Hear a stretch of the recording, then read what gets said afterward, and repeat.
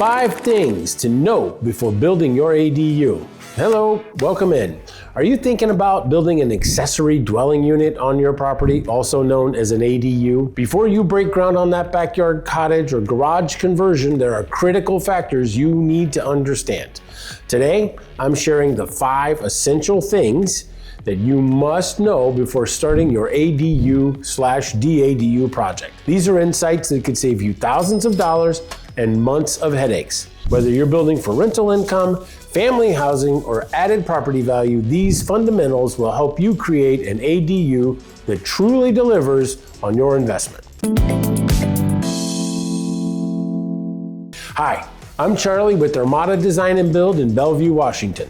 With over 3 decades, going on 4, in construction and specializing in ADU projects throughout the Pacific Northwest, I've worked and seen firsthand what does and doesn't work, and how to navigate the complexities of these unique structures.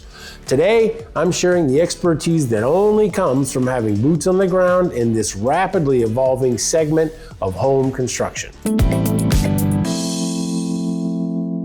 The first thing, one of the very first things most important that you need to understand is zoning and permitting, which can and will make or break your project. This single factor will determine whether your project can even exist. Some key points to investigate and understand.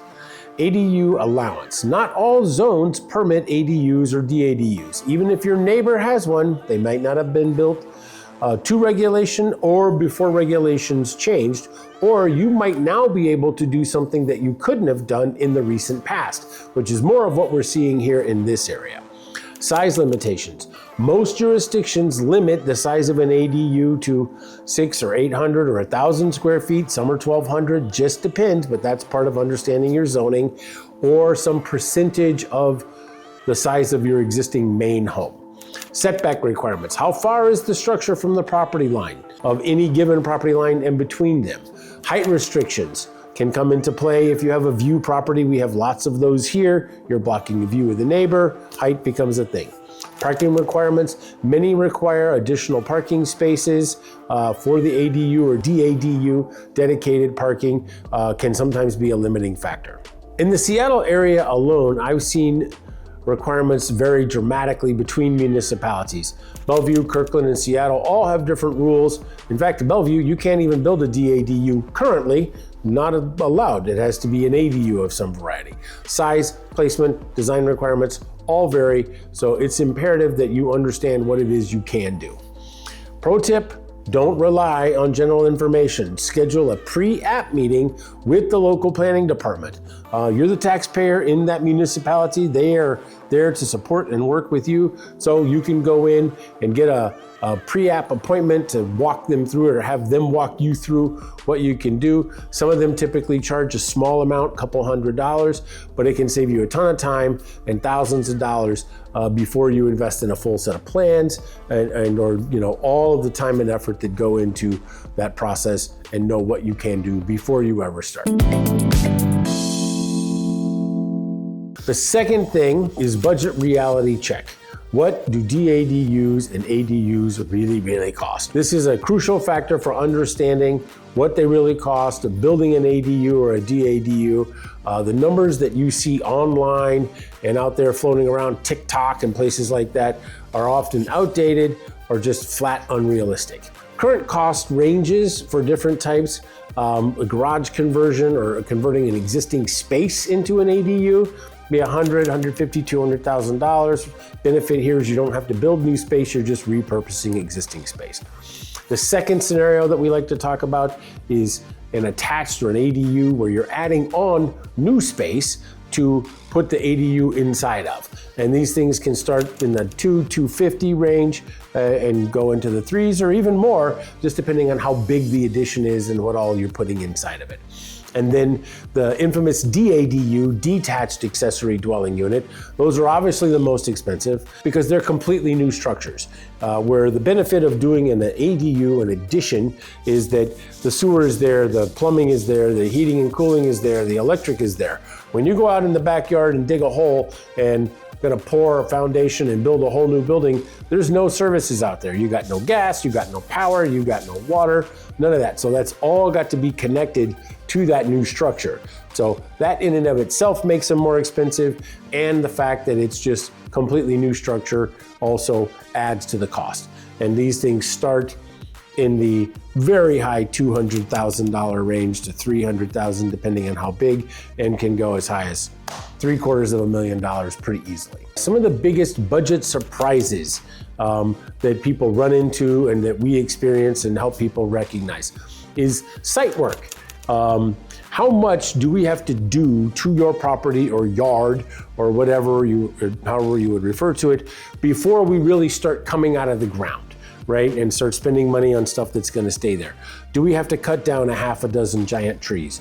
Is it really hard to get into your backyard? Are you building on a hill or a slope or a wetland or some kind of wet area? Permit fees. Now, these obviously are going to vary based on what it is you're doing and where you are. Are you in the city of Seattle? Are you in the city of Bellevue? Are you in an unincorporated area of the county? These all have different charges associated with them, so it's important to understand. Often not a gigantic cost or something that really necessarily moves the needle or is a deal breaker, but $5,000 to $10,000 or $15,000 might be something you want to not be surprised about. At least I would. Design changes. This doesn't have to do just with DADUs or ADUs, but with any project that if you're doing modifications during construction, those can be costly, they can add a lot of time. So understanding what it is that you want to build from the beginning and having that plan thoroughly thought through so that there aren't a lot of changes as you get into it.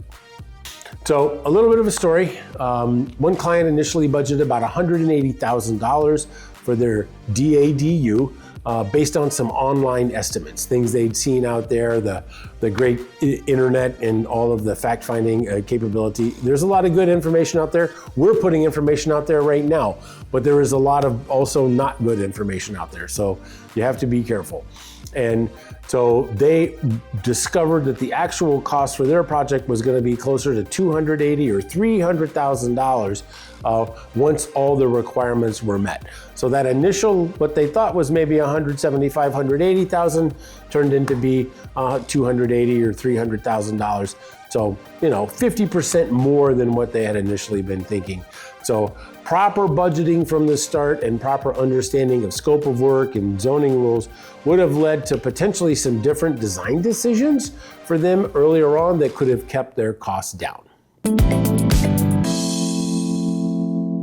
Another thing that's really important, we've touched on this already, is the utilities and the cost of dealing with utilities, particularly when you're talking about a DADU.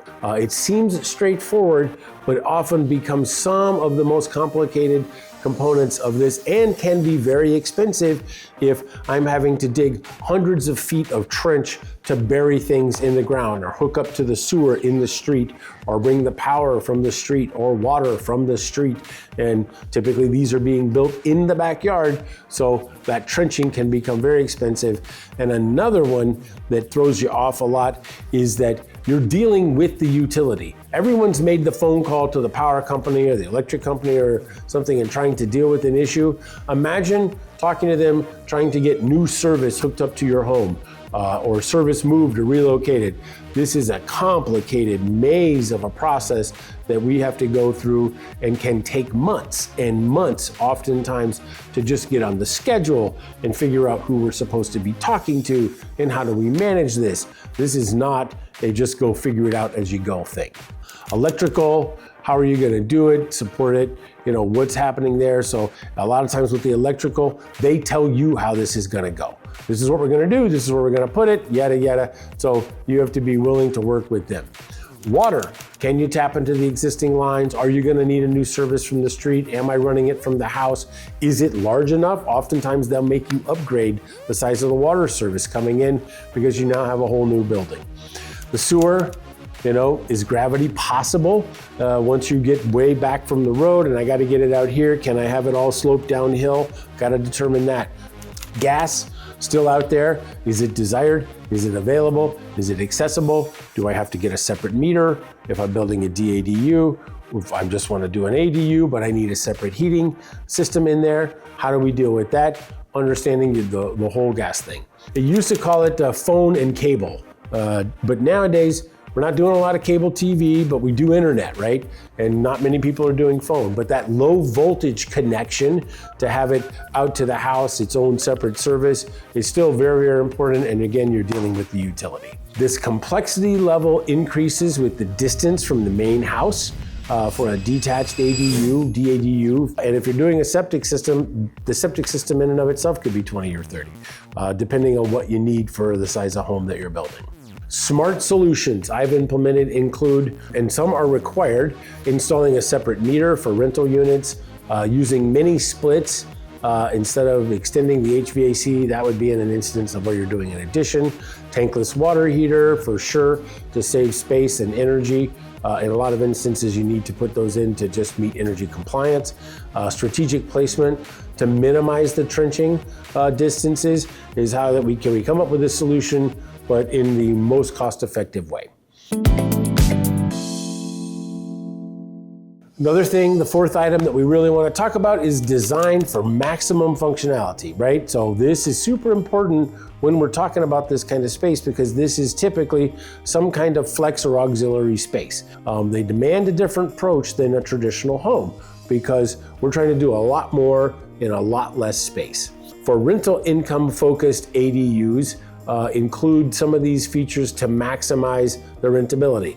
Private entrance, dedicated parking space, in-unit laundry, storage, sound insulation if we're talking about an ADU where you're connected so that it feels private and they don't hear everything going on in the house. Some recent trends in ADU, DADU design, flexible spaces that adapt to changing needs, right? Is that a bedroom? Is it a workspace? Is it an office? Is it a studio? What are we doing here and how can it flex to be used in a multitude of ways? Smart home technology for remote management. The heat goes up and down, the lights are off and on, some of those kind of things without actually having to go out there or over there or be made aware of issues going on without having to go out there. Aging in place elements for multi-generational living. This one's important. One DADU we did for mother-in-law to move in. This one was a garage on the lower level, DADU living above, and we put an elevator in it so that she could come in on the lower level, ride the elevator up, and hit the space. When we built it, she didn't need the elevator. She was taking the stairs, but we future-proofed it with an elevator. So that's a way to make sure that you're getting the most out of that space. Indoor-outdoor connection to maximize some of that perceived space. Everybody loves, particularly here in the Northwest, with our weather and the rain, is these outdoor living spaces, covered outdoor living. Right size appliances. Compact but full featured fixtures and appliances. If you're gonna put in a dishwasher, maybe you don't need to put in a full-size 24-inch standard dishwasher, put in the little one or put in a drawer, or don't put in a refrigerator the size that you might have in your main kitchen, put in an apartment size, put in a smaller cooking range or oven or cooktop or whatever the case may be. So appropriately sized appliances, a smaller sink, you don't need one this big, those kind of things. Another really, really important one is the relationship between the main house and the ADU requires some real careful thought. Privacy considerations, window placement that maintains privacy for everyone, right? How do they get in and out? Access paths, how will they move between the spaces? A visual cohesion, complementary design elements that create harmony, right? You don't want it to look like this ADU fell out of the sky and just landed on your house and is totally different. I mean, maybe you do, but most people don't. They want it to kind of look like it was always there. Outdoor space allocations, ensuring both dwellings will have some usable outdoor space. Ours has its own little backyard or back patio. It's got a grill, sitting area, that kind of thing. So it feels separate and it doesn't interact with our space at all. Financing options and return on investment, right? How much do these things cost and what am I gonna get back? It's crucial to understand the financing on these, particularly if you're doing this as a form of investment, right? You're not doing it just for mom or just for the kids to come back, but I'm doing this for a reason from an investment standpoint. So what is my cost and what is my return? Common approaches to financing these are a home equity line of credit, using some existing equity with typically very competitive interest rates. These are second mortgages, generally speaking. You can do a cash out refi first, but most people these days have really, really good interest rates on their first mortgage, so they don't want to mess with the first mortgage and then they just borrow in a second mortgage. So that's important. Construction loans for specialty projects that can be converted to permanent financing.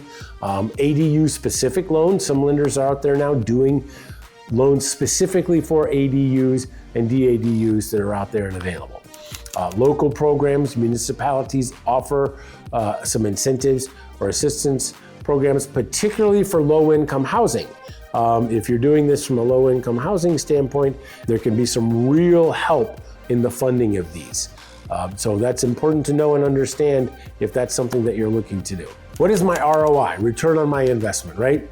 And that is just based on what you want to do. If you're doing it for rental, then what can I rent this for? ADUs, DADUs in our area typically rent from a really small space, $1,500 to $1,800 to as much as $3,000 a month. That's a lot of return on potentially not so, crazy of an investment. If you're not doing it from a rental income standpoint and it's more about family housing, whether it be an aging parent or young adult children that are moving in, then you're less concerned about that immediate return on investment, but you still need to understand what is it doing to my value. It might not be an immediate situation, but long term. At some point, you're probably gonna sell it. So am I adding real value? And the answer to that question is yes, absolutely. Building an ADU or DADU is a significant investment that really requires some careful planning, realistic budgeting, and thoughtful design, which the first two impacted by the third one, right? By understanding these critical factors, zoning requirements, real costs, utilities, space-efficient design, financing options, and how you're gonna use it, you'll be really well positioned to create an ADU or DADU that meets your needs today and provides long-lasting value. We're always trying to future-proof these projects. If you're ready to explore whether an ADU or DADU is right for you, us here at Armada Design and Build, we specialize in guiding homeowners through every phase of ADU, DADU development. Contact us today for a property evaluation and consultation. We'll help you understand what's possible for your specific situation and how to maximize your investment into this increasingly popular, as we all know, home addition, home modification. Thanks very much. Please leave a comment down below. We'll try to get to your questions. And as always, give us a like and subscribe, as we've got lots of different videos that talk about a lot of different aspects of remodeling and renovation on our channel. So come on back and check it out, and we'll see you in the next one.